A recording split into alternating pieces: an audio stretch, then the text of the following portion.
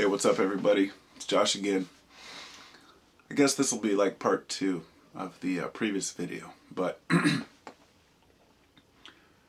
what I'm trying to do is lay out some groundwork that's helped me to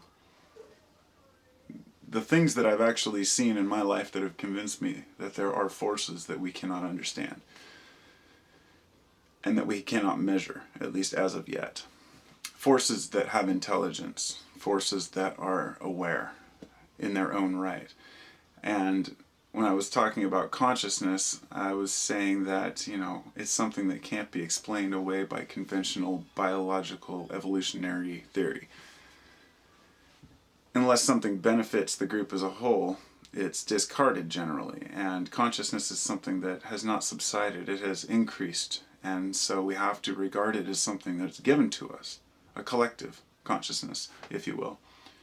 And that people communicate through some interesting means of numbers and psychic thoughts and dreams and all these different things we don't quite understand.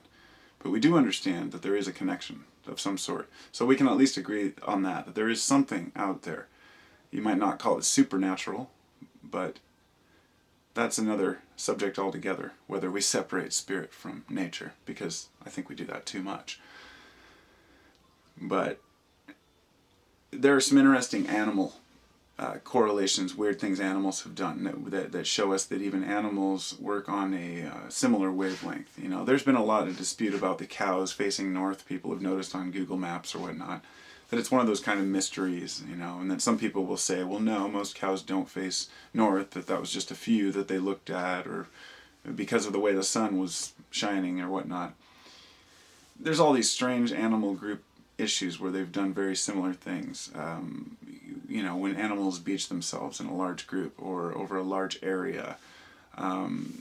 These strange little things that happen that we try to kind of explain away as, well, it must be some kind of acoustical frequency or something freaked them out, or it might be a magnetic line, but we don't quite understand how that works.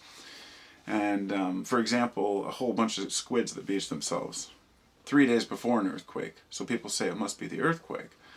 But what exactly is it about the earthquake that does this? My thought is perhaps it's bending the magnetic lines in the earth, and that they're following an incorrect pattern.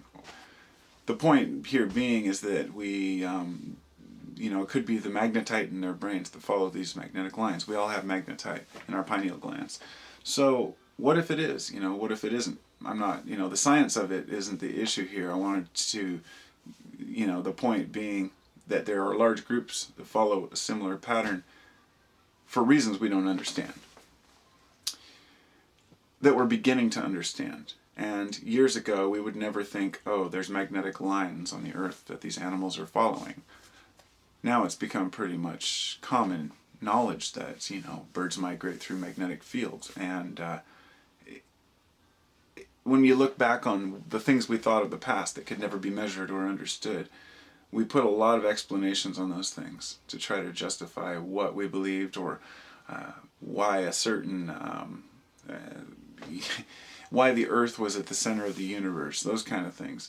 And as we've learned, we've developed more and more questions. But at the same time, you get to a point, I think, where we're at now, where those questions have reached kind of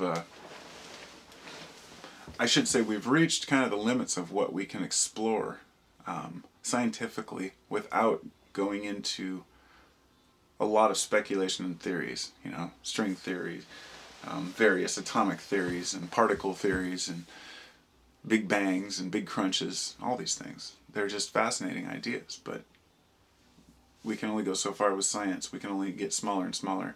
Getting bigger and bigger, we've kind of reached the edge of our universe with telescopes.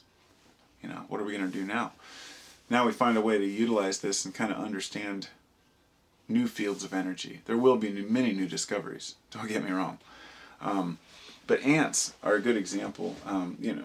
When I was talking about the animals, there have been strange issues of animal suicides where lots of animals of one group evolved.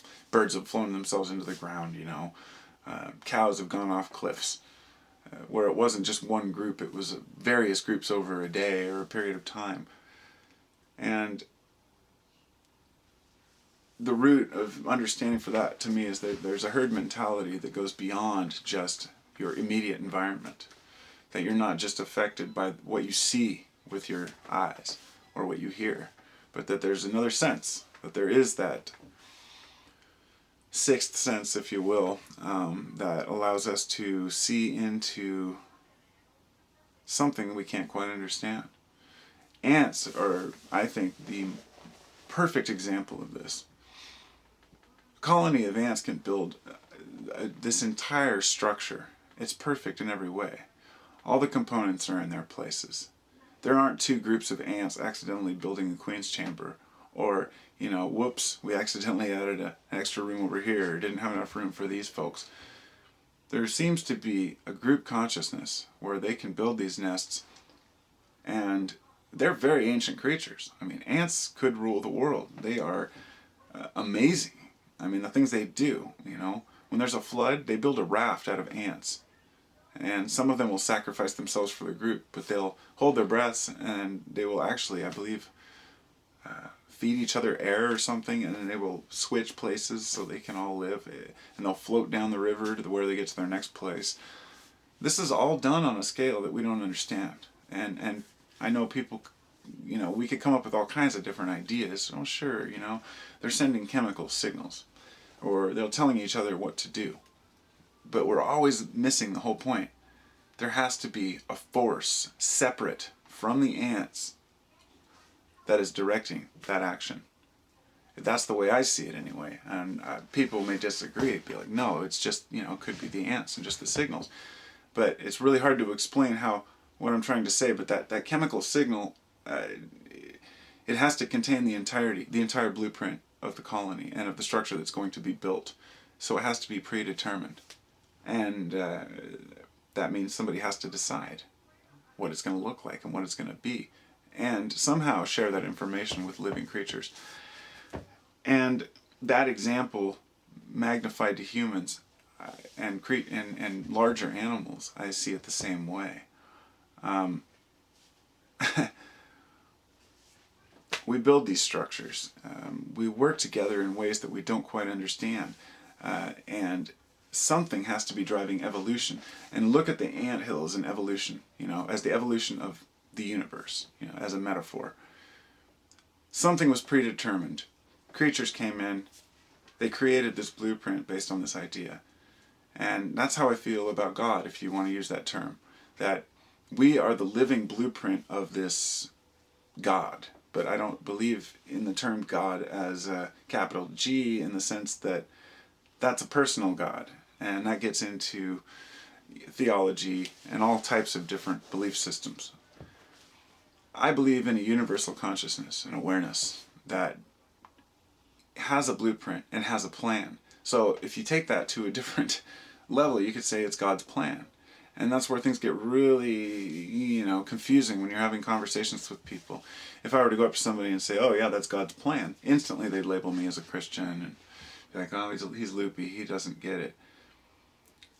Rather than believing that there was God's plan to understand the world around me, I chose to understand the world around me as much as possible so I can see what God's plan is, in the sense that human consciousness, in the end, to me, is the be-all, end-all of, not of evolution by any means, but of our current state, our current existence. And we want to reach for this spiritual connection with one another, so we don't have to speak, so we don't have to, I've talked to a lot of folks who believe that there's an awakening in progress. And I can't dispute that. I can't dispute that people seem to be waking up, although I think it would be less than people realize. It's just that our connections have become so much tighter. We find the one person in each city that we can relate to and talk to them online. So it appears a lot of people are waking up, and you start to see that it's smaller and smaller groups of people, and really, people are the way they've always been.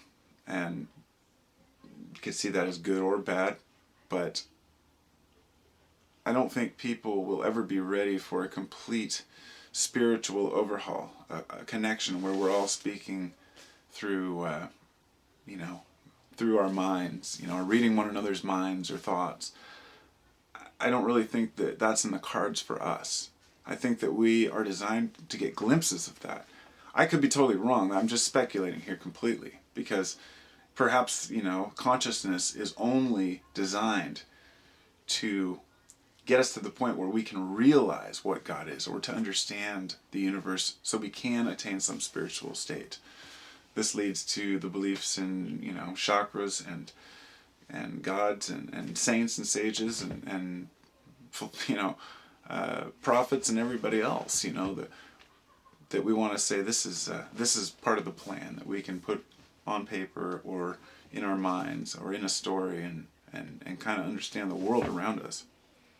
And it's my belief that although religion has had its place in history, it's had a negative influence a lot of the time. It's also had a very positive light to shine if you look at it that way, because it's shown us that dogma and superstition always leads to either violence or some sort of conflict if one has to defend their point of view towards another type of God.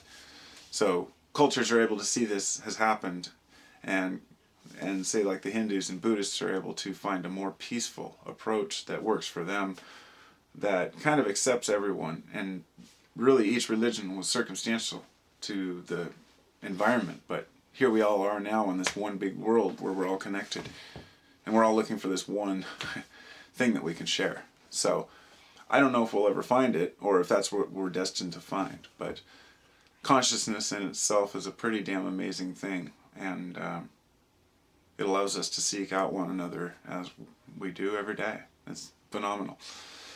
So I'll leave it at that and maybe do another one.